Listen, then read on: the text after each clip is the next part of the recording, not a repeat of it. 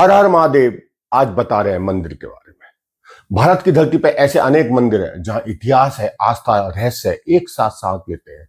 कुछ मंदिरों के बारे में सुन मन श्रद्धा से भर जाता है, कुछ के बारे में जानकर बुद्धि चकित रह जाती है, और कुछ ऐसे रिश्ते हैं जिनकी कथा सुनकर लगता है मानो समय आज भी वहीं ठहरा हुआ है। आज हम आपको ले चल रहे हैं एक ऐसे धाम की ओर जहां सदियों से एक रहस्य को आकर्षित करता है, जहां कहा जाता है कि माता स्वयं भक्तों की पुकार सुनती है, जहां असंभव भी संभव होता देखा गया है, और जहां रात की खामोशी में भी भक्ति की धड़कन सुनाई देती है। यह उत्तर प्रदेश के विंध्याचल में विराजमान मां विंध्यवासिनी का दिव्य धाम है। गंगा तट के पास दिव्य विश्व पर्वत श्रृंखला की गोद में स्थित यह मंदिर केवल एक तीर्थ नहीं, शक्ति की जीती जागती अनुभूति माना जाता है। करोड़ों भक्त आते हैं। मां विंध्यवासिनी केवल मूर्ति के रूप में नहीं, जागृत भक्त शक्ति के रूप में भी विराजती है। कहा जाता है कि जिन्हें सच्चे मन से यहाँ पुकार लगाई वह खाली हाथ नहीं लौटा। लेकिन इस मंदिर का सबसे बड़ा रहस्य क्या है? क्यों लाखों लोग मानते हैं कि यह मां आज भी अपने भक्तों की रक्षा करती है? और क्यों इसे स्थान को शक्ति का ऐसा केंद्र कहा जाता है जहां साधारण मनुष्य भी असाधारण अनुभव लेकर लौटता है?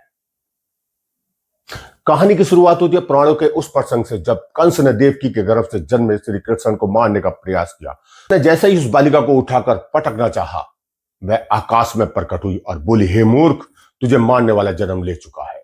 वही योग माया आगे चलकर विष पर्वत पर आकर विराजी और विंध्यवासिनी कहलाई। यही कारण है कि इस धाम को केवल मंदिर नहीं, दिव्य अवतारण स्थल भी माना जाता है। जब कोई भक्त पहली बार विंध्याचल पहुंचता है तो उसे केवल मंदिर नहीं दिखता, उसे ऊर्जा का प्रवाह महसूस होता है। सकरी गलियां, जयकारों की गूंज, हाथों में नारियल और चुनरी लिए श्रद्धालु, घंटियों की अनगिनत ध्वनि, और बीच में वह गर्भगृह जहां हजारों आंखें केवल एक झलक पाने को तरसती है। परंतु इस धाम की कथा केवल श्रद्धा तक सीमित नहीं है। यहाँ एक परंपरा है। त्रिकोण यात्रा में विंध्यवासिनी मां, अष्टभुजा और मां काली खोड़, इस तीन शक्तियों में परिक्रमा को अत्यंत शुभ माना जाता है। भक्त मानते हैं कि यात्रा जीवन के तीनों रूपों का प्रतीक है, सृजन, रक्षा और संहार। ये केवल पैदल चलना नहीं, ये भीतर की यात्रा है। कहा जाता है जिसने श्रद्धा से यह त्रिकोण यात्रा किया उसके जीवन के बड़े संकट भी कट गए। अब सवाल उठता है, क्या सच में चमत्कार होते हैं? विंध्याचल के स्थानीय लोग अनगिनत कथाएं सुनाते हैं। कोई कहता है वर्षों से संतानहीन दंपति मन्नत मांगकर माता की कृपा से खुशियां लेकर लौटे। कोई कहता है असाध्य रोग से पीड़ित व्यक्ति ने यहाँ आकर नया एहसास पाया है। और कोई कहता है व्यापार में डूबा परिवार माता के चरणों में बैठकर कुछ महीने में परिस्थितियां बदल गई।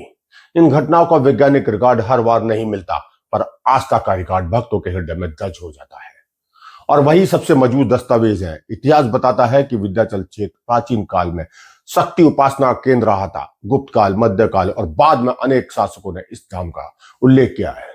यात्रियों के वृत्तांतों में यही आने वाला जनसमूह वर्णन मिलता है। यह सिद्ध करता है कि यह स्थान केवल लोक कथा नहीं, सदियों से जीवित परंपरा है।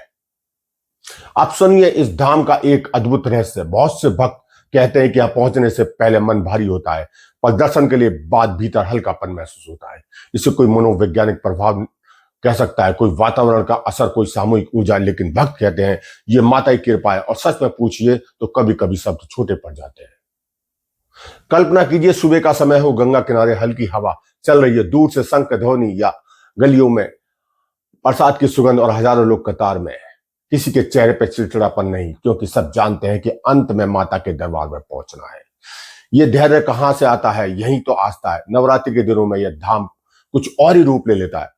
रात भर भजन, दीपक, पंक्तियां, जागरण, जयकारों, मां के दर्शनों के लिए लंबी पंक्तियां। ऐसा लगता है जैसे पूरा क्षेत्र शक्ति तरंगों से भर गया है। अनेक लोग कहते हैं इन दिनों यहाँ आने पर अलग ही कंपन महसूस होता है। यहाँ एक और बात बहुत रोचक है। विंध्याचल आने वाले अनेक लोग केवल मां से मांगने नहीं आते, धन्यवाद देने भी आते हैं। किसी की नौकरी लगी है, किसी की बेटी का विवाह है, किसी का संकट टला है, किसी का घर बसा है।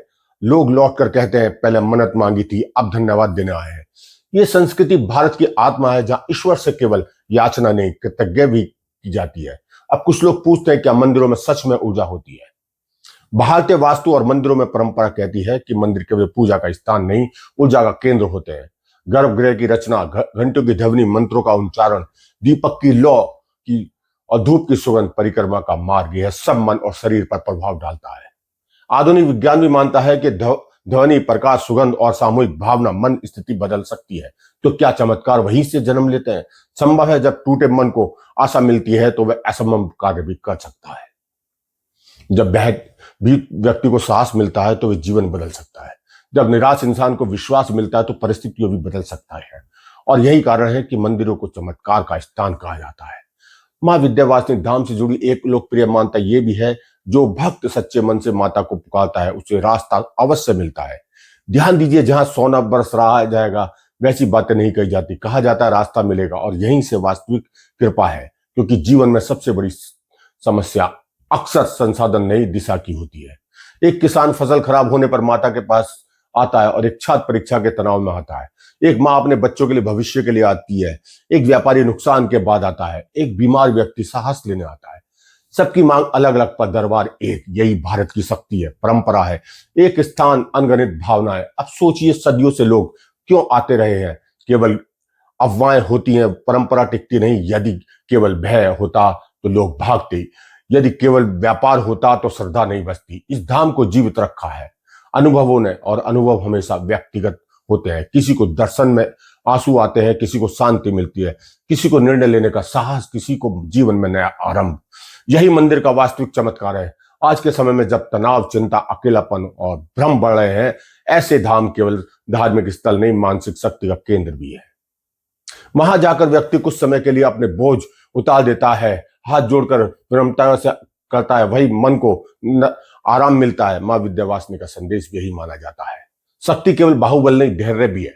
शक्ति केवल युद्ध नहीं, करुणा भी है। शक्ति केवल संहार नहीं, संरक्षणा भी है। अगर आप भी विंध्याचल जाए तो जल्दबाजी मत कीजिए, केवल फोटो लेकर मत लौटिए। थोड़ी देर बैठिए, घंटों की ध्वनि सुनिए, आते जाते चेहरे को देखिए, किसी बुजुर्ग की आंखों में भक्ति देखिए, किसी माँ की प्रार्थना सुनिए, किसी बच्चे की उत्सुकता देखिए।